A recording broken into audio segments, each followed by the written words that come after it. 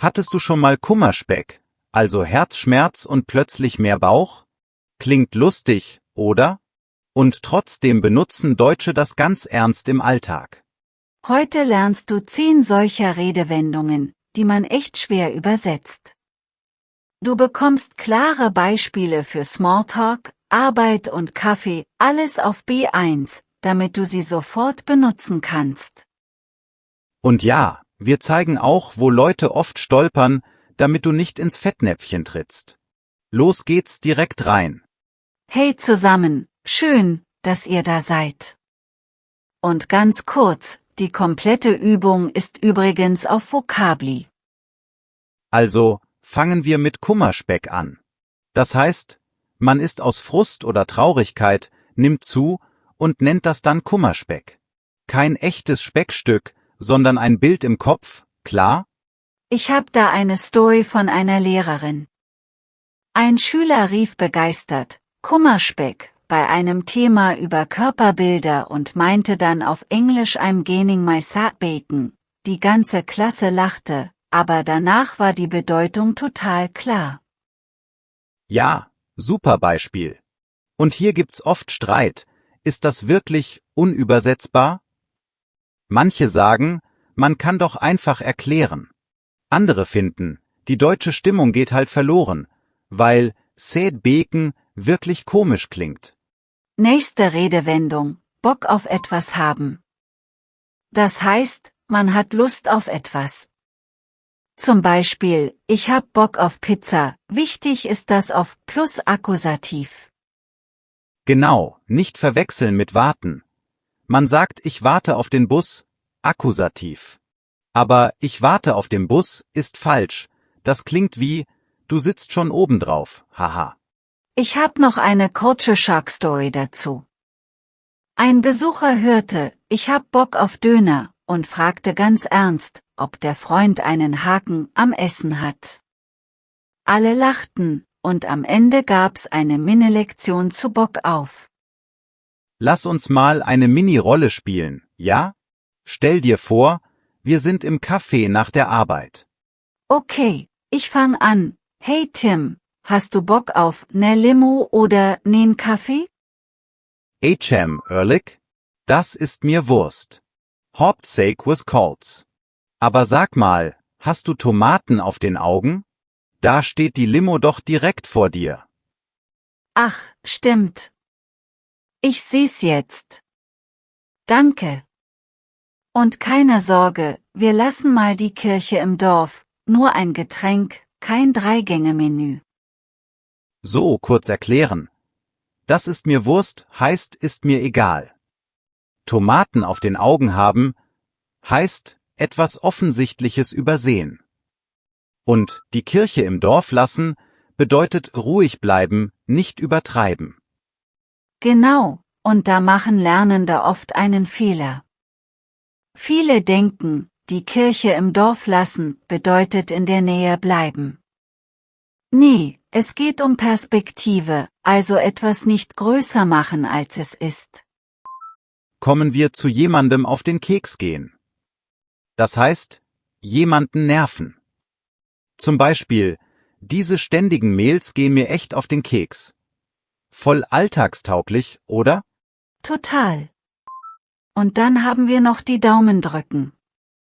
Das benutzt man, wenn man jemandem Glück wünscht. Also, ich drücke dir die Daumen für das Gespräch morgen, da drückt man symbolisch, nicht wirklich.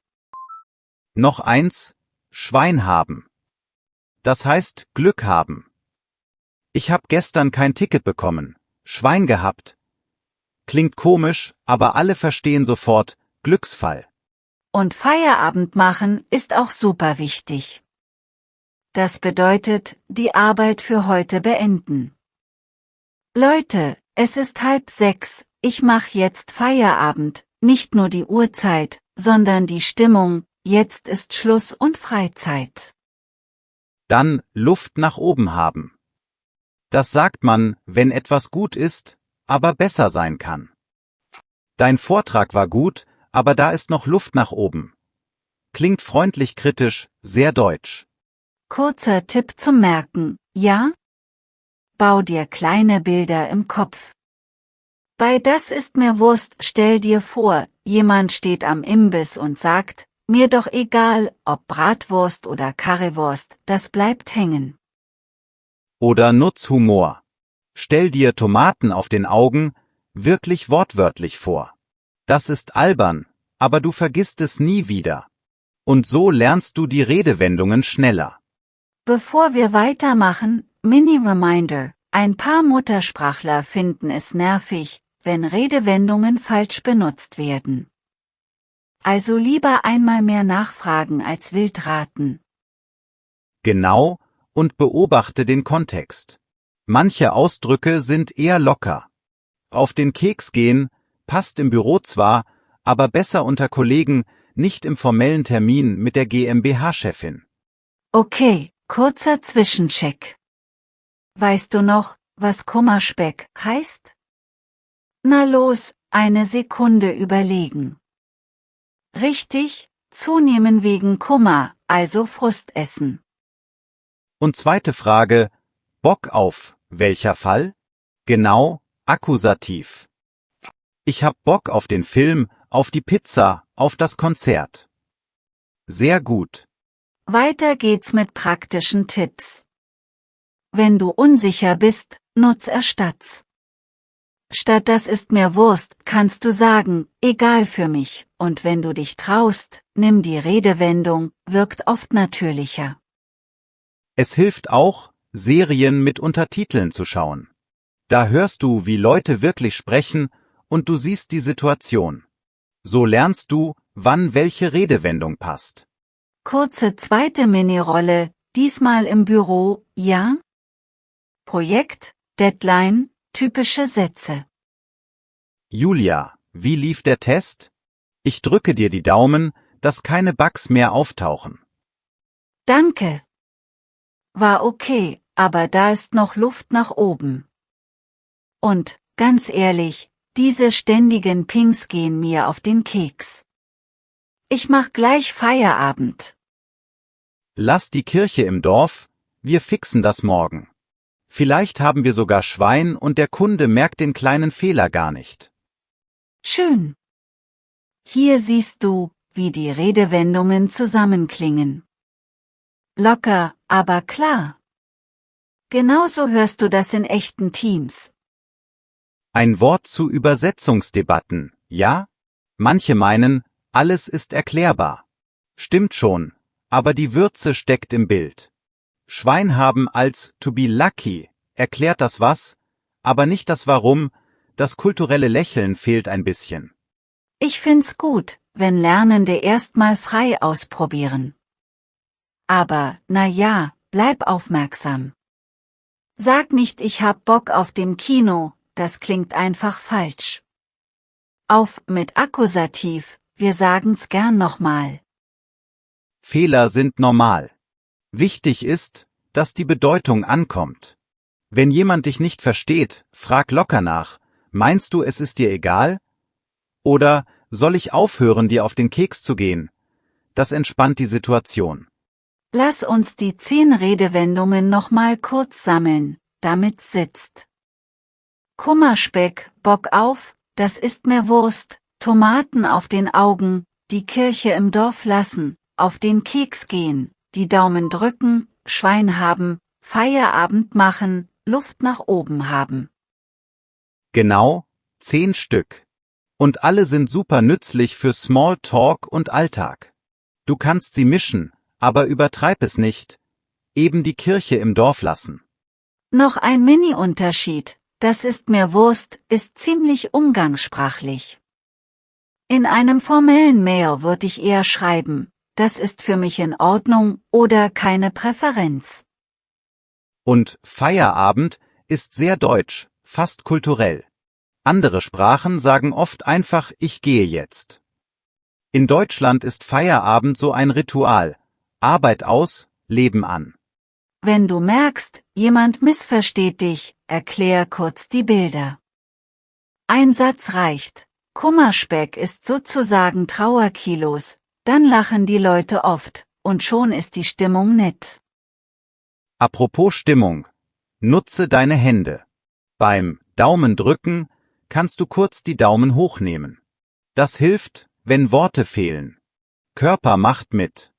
Und noch ein Hörtipp, achte auf Tonfall. Das ist mir Wurst, kann freundlich klingen, aber auch genervt. Der Ton zeigt, ob du locker oder gestresst bist. Manchmal fragen Lernende, sind diese Redewendungen immer safe? Naja, fast. Auf den Keks gehen ist nie nett, aber oft humorvoll. Mit Freunden okay, mit Kunden vorsichtig. Und wenn jemand super korrekt ist, kann er genervt reagieren, wenn du's falsch sagst. Das gibt's. Bleib höflich, bedank dich für den Hinweis und mach weiter. Lernen ist ein Prozess. Kurzer Praxischeck. Wie sagst du freundlich, dass es dir egal ist, ob wir heute Pasta oder Salat nehmen? Genau, das ist mir Wurst. Oder neutral, mir ist beides recht. Noch einer, dein Freund hat morgen Prüfung. Was sagst du? Ich drücke dir die Daumen, optional mit Daumengeste, klar. Und du kommst zu spät, aber hattest mega Glück, keine Kontrolle, kein Stau. Boah, heute hab ich Schwein gehabt. So klingt das. Wenn dein Kollege alles dramatisiert, sag ganz ruhig, lass die Kirche im Dorf, kurz, aber sehr wirksam. Danach atmen alle besser. Und wenn jemand offensichtlich etwas nicht sieht, kannst du, je nach Nähe, lächeln und sagen, hast du Tomaten auf den Augen? Aber bitte freundlich, sonst wirkt's fies. Letzter kleiner Stolperstein, misch die Grammatik nicht durcheinander. Ich hab Bock auf den Film, nicht auf dem Film. Genau wie ich warte auf den Bus, nicht auf dem Bus. So, wir sind fast am Ende. Frage an dich. Welche dieser Redewendungen hat dich am meisten überrascht oder zum Lachen gebracht? Und welche nutzt du als erste im Alltag? Bevor wir Tschüss sagen, wie versprochen, die komplette interaktive Lektion mit Transkript, Wortkarten und Übungen ist gratis auf Vocably. Den Link findest du in der Beschreibung.